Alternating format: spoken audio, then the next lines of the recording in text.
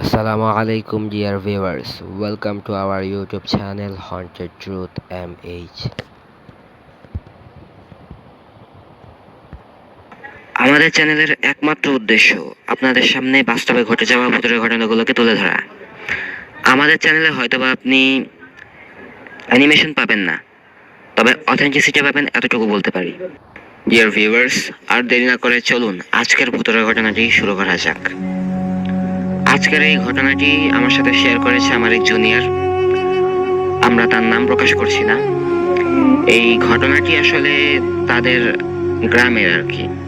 তো তাদের গ্রাম যে অঞ্চলে অবস্থিত সেটা হচ্ছে আসলে পাবনার এক্সাক্ট লোকেশনটি আমরা বলছি না। যেখানে এই পুকুরটি অবস্থিত সেই পুকুরটির লোকেশন আমরা এক্স্যাক্টলি বলছি না।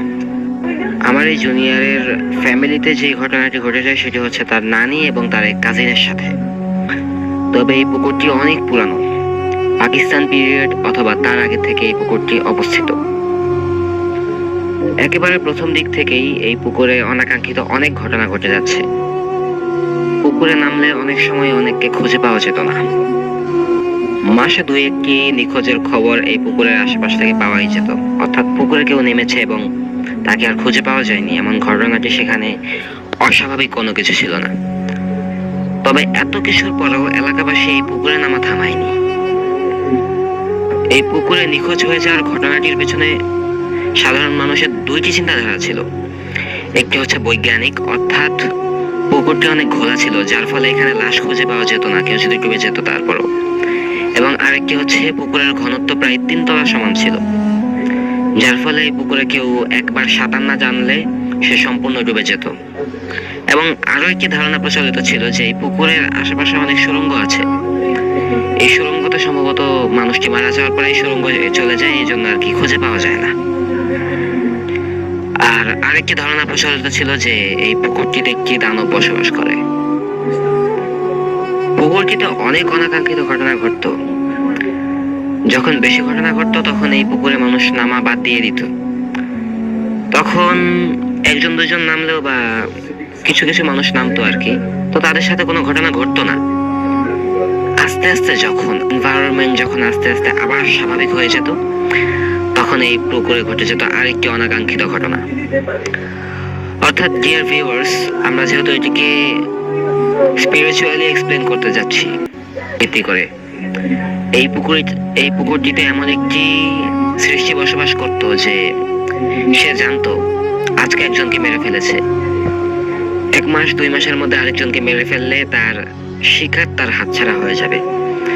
যার ফলে সে কি করতো, আর 1-2 মাস 3-4 মাস আর কোনো শিকার করতো না, সে শিকারের আশায় বসে থাকতো। যখন আস্তে আস্তে ঘটনাটি একেবারেই স্বাভাবিক হয়ে যেত, মানুষ একটু একটু ভুলে যেত, মানুষ আবার নামা শুরু করতো, তখন তার শিকারের মাত্রা আরো বেড়ে যেত। এভাবে ঘটনাটি চলতে থাকে অনেক অনেক বছর ধরে। বাংলাদেশের স্বাধীনতার পরেও এইসব ঘটনা এই পুকুরে ঘটতেই থাকে। অর্থাৎ সেই পুকুরটিতে বসবাসকারী সেই দানবটি পুকুর থেকে যায়নি, এমনকি আজও পর্যন্ত এই দানবটি এই পুকুরেই বসবাস করছে। এতক্ষণ পর্যন্ত আপনাদের সাথে এক্সপ্লেইন করলাম আগের ঘটনাটি, এখন আমাদের মূল ঘটনাটি আপনাদের সামনে এক্সপ্লেইন করছি। অর্থাৎ আমার সাথে যে ঘটনাটি শেয়ার করে তার ফ্যামিলির সাথে যে ঘটনাটি ঘটে যায় এটি আপনাদের সামনে শেয়ার করছি। ঘটনাটি যার নানির সাথে ঘটে যায় উনি এই বিষয়ে অনেকটাই অবগত ছিলেন যে এই পুকুরে এরকম ঘটনা হামেশাই ঘটতে থাকে। তিনি নিজের চোখে অনেক সময় দেখেছেন এই ঘটনা ঘটে যাওয়ার দৃশ্য। তার কাছে একটা ধারণা ক্লিয়ার ছিল যে এই পুকুরে কেউ নেমেছে এবং সে নিখোঁজ হয়ে গিয়েছে। এইরকম সন্তানদের মধ্যে বেশিরভাগ সন্তানেরাই ছিল বাবা মার একমাত্র সন্তান। সবকিছু জানা থাকার পরেও কেমন জানি তার ফ্যামিলি উদাসীন ছিলেন, মানে তেমন একটা গুরুত্ব দিত না এই পুকুরকে। যেহেতু এলাকায় অবস্থিত তাই তাদের মধ্যে এই ঘটনাটি স্বাভাবিক হয়ে গিয়েছে এবং তারা কিছু ক্ষেত্রে ভাবতেন যে মানুষের অসাবধানতার কারণে বৈজ্ঞানসম্মত উপায় তারা ডুবে যাচ্ছে আর কি, মানে এখানে ভয়ঙ্কর কোনো কিছুই থাকে না। একদিন তার নাতনি এই পুকুরে তার বান্ধবীদের সাথে গোসল করতে যায়। গোসল করার এক পর্যায়ে তার বান্ধবীরা উপলব্ধি করতে পারে যে একজন হচ্ছে তাদের ওই বান্ধবীর পা টেনে পানিতে নিয়ে যাচ্ছে। এমন অবস্থায় তারা আতঙ্কিত হয়ে পানি থেকে উঠে আসে এবং দৌড়ে গিয়ে তার ফ্যামিলিকে ইনফর্ম করে যে এমন এমন ও হচ্ছে পানিতে ডুবে যাচ্ছে, এবং আমরা নিজ চোখে দেখেছি যে তার পা টেনে কেউ একজন পানির নিচে নিয়ে যাচ্ছে। তো তার ফ্যামিলির পুরুষ মানুষরা দৌড়ে সেখানে উপস্থিত হয়। খুব ভালো ছিল যে তখনও সে সম্পূর্ণ ডুবে যায়নি এবং তাদের বাড়িটি ওই পুকুরের অনেকটা কাছেই ছিল, যার ফলে তার ফ্যামিলি মেম্বার্সরা ওইখানে দ্রুতই উপস্থিত হতে পারে। সাথে সাথে পুকুরে 2-3 জন ঝাঁপ দেয় এবং তার জীবন রক্ষা করে। সেই পুকুর থেকে সেই মেয়েকে উদ্ধার করার পরে তার ফ্যামিলি মেম্বার্সরা দেখতে পায় তার শরীরে অস্বাভাবিক ক্ষত হয়ে আছে, অনেক রক্ত, শরীরের বিভিন্ন স্থানে ক্ষত, খামচির দাগ। স্বাভাবিক কোনো কুকুর বিড়ালের খামচি ছিল না, অস্বাভাবিক লম্বা লম্বা নখের দাগ। তারা তখন এই মেয়েটিকে তাদের বাসায় নিয়ে যায়, অর্থাৎ মেয়েটিকে তার নিজ বাড়িতে নিয়ে যাওয়া হয়। ডাক্তার দেখানো হয়, এমনকি কবিরাজও দেখানো হয়। শেষমেশ সে হচ্ছে আস্তে আস্তে রিকভারি করতে থাকে। 1-2 বছর পরে সে মোটামুটি সুস্থ হয়ে যায়। তবে ডাক্তার জানায় যে সে আর কখনোই মা হতে পারবে না।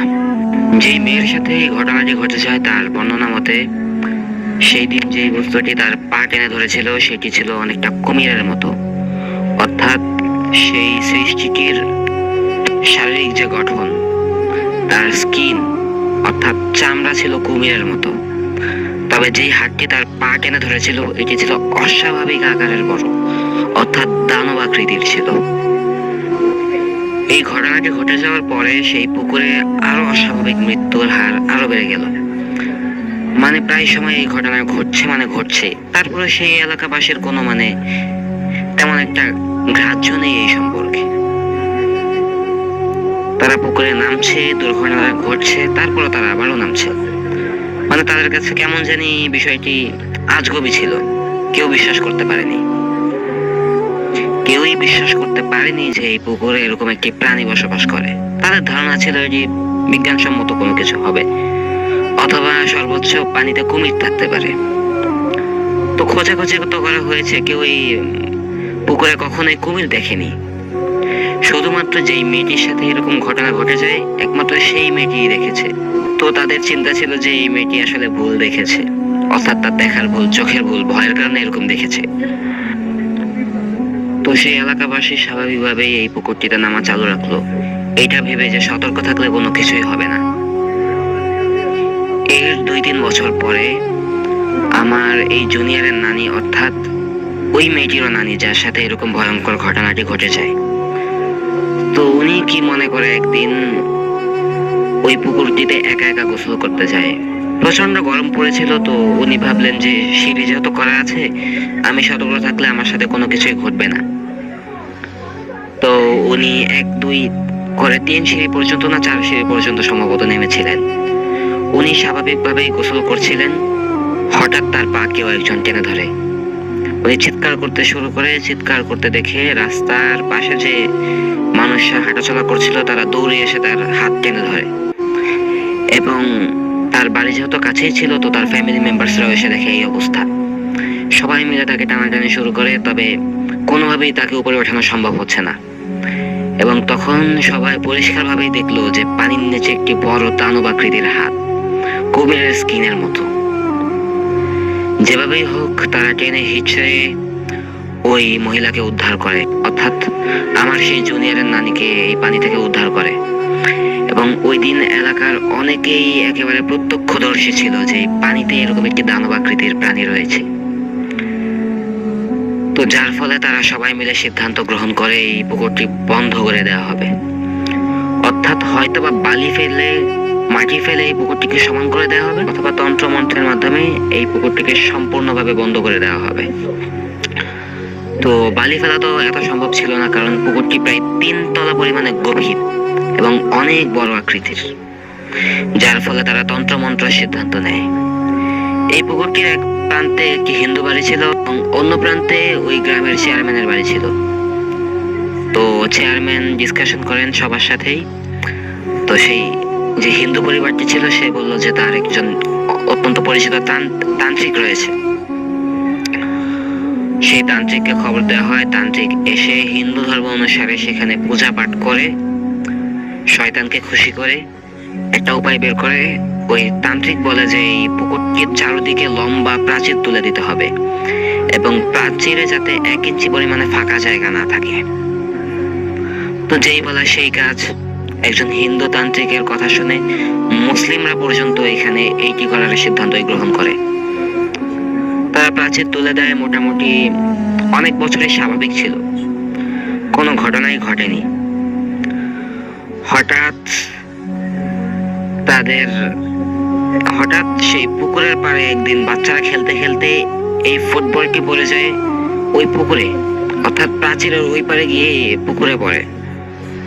তো তাদের মধ্যে যে অনেক ভালো সাঁতার জানতো, তারা তো অনেক বছর হয়ে গিয়েছে, 5-6 বছর কেটে গিয়েছে, তারা আর এত কিছু ভাবেনি, ভাবছে এটা কুসংস্কার হয়তোবা। তো তারপরও অনেকেই ভয়ে ভয়ে ছিল। তাদের মধ্যে যে সবচেয়ে সাহস ছিল এবং সে সাঁতারে পারদর্শী ছিল, সে হচ্ছে ওই প্রাচীরটি টপকিয়ে সেই পুকুরে যায় এবং বলটি নিয়ে আসে। স্বাভাবিকভাবে তার সাথে কোনো কিছুই ঘটেনি, সে ঠিকভাবেই আসতে পারে। দর্শক, আপনাদের সাথে একটি পার্ট বলা মিস হয়ে গিয়েছে, সেটা হচ্ছে এই তান্ত্রিকের কথা অনুসারে পুকুরের আশেপাশে প্রাচীরে 1 ইঞ্চি পরিমাণে ফাঁকা জায়গা থাকতে পারবে না। তবে সেখানে একটি নারকেল গাছ ছিল। এই নারকেল গাছটি না কেটে তারা নারকেল গাছের সাথে একেবারে মিলিয়ে সিমেন্ট দিয়ে হচ্ছে একেবারে ফিল আপ করে সেই ফাঁকা গ্যাপটি পূরণ করে দেয়। তবে নারকেল গাছের কারণে সামান্য একটু ফাঁকা গ্যাপ হয়ে গিয়েছিল 5-6 বছর পরে, অর্থাৎ যখন পুকুরে এই বাচ্চারা নামে। এই বাচ্চারা উঠে আসতে পারে স্বাভাবিকভাবেই, যে নেমেছিল সে স্বাভাবিকভাবে উঠে আসতে পারে, তার সাথে কোনো অস্বাভাবিক ঘটনা ঘটেনি। তবে ওই দিনের পর থেকে এই পুকুরের আশেপাশে ঘটতে থাকে আজব আজব সব ঘটনা। ওই পুকুরের পাড়ে রাস্তা দিয়ে কেউ হেঁটে গেলে রাতের বেলা যদি একা যেত, সেই ক্ষেত্রে পরের দিন তাকে আর খুঁজে পাওয়া যেত না। এই ঘটনাটি এখন হরহামেশাই ঘটে যাচ্ছিল সেই রাস্তার পাশে, যার ফলে সেই পুকুরটি একেবারে শুনশান এরিয়ায় পরিণত হয়। পুকুরটির আশেপাশে কেউই থাকতো না, একেবারেই মানব শূন্য হয়ে পড়ে। পুকুরের আশেপাশে যাদের বাড়ি ছিল তারাও চলে যায় এই এলাকা থেকে। তো এইরকম ঘটনার কারণে স্বাভাবিকভাবেই সেই পুকুরে থাকা প্রাণীটি আর খাবার পাচ্ছিল না, একেবারে শূন্য হয়ে গিয়েছে। আশেপাশে আর কোনো মানুষই যাচ্ছে না, কিছুই হচ্ছে না। যার কিছুদিন পরে ওই এলাকার এক যুবক স্বপ্নে দেখতে পায় এমন হচ্ছে, তার স্বপ্নে একজন হুজুর আসছে, খুবই সুন্দর দেখতে, লম্বা ফর্সা দেখতে, একেবারে পাক পবিত্র দেখতে। এরকম একজন হুজুর চেহারার একজন ব্যক্তি তার স্বপ্নে আসছে এবং এই হুজুর ব্যক্তি প্রতিদিনই তার স্বপ্নে এসে বলতো যে এরকম এই পুকুরটিতে নামো এবং এই পুকুরটিতে কোনো কিছুই বসবাস করে না। এই পুকুরটিতে আমি একজন ভালো সৃষ্টি এখানে বসবাস করি, আমাকে এখানে হিন্দু তান্ত্রিক বন্দী করে রেখেছে, এমন ভাবে বিভিন্ন লোভ লালসা দেখাতো। এরকম ভাবে সেই যুবক 1 সপ্তাহ ধরে এই স্বপ্নগুলো দেখতে থাকে। এবং প্রিয় দর্শক, আপনাদেরকে বলে রাখি, তন্ত্র মন্ত্রের সাহায্যে কোনো কাজ করা হলে সেটি বাস্তবে ঘটে, কালো জাদু সত্য। তবে এটি যেহেতু কোরআন দিয়ে করা হয়নি, এই জন্য এটির কোনো না কোনো খুঁত রয়েই যায়, যার ফল ভবিষ্যতে ভোগ করতে হয় এবং যার ফলে এই সৃষ্টিটি বন্দী থাকার পরেও আশেপাশের মানুষের ক্ষতি করতে পারছিল।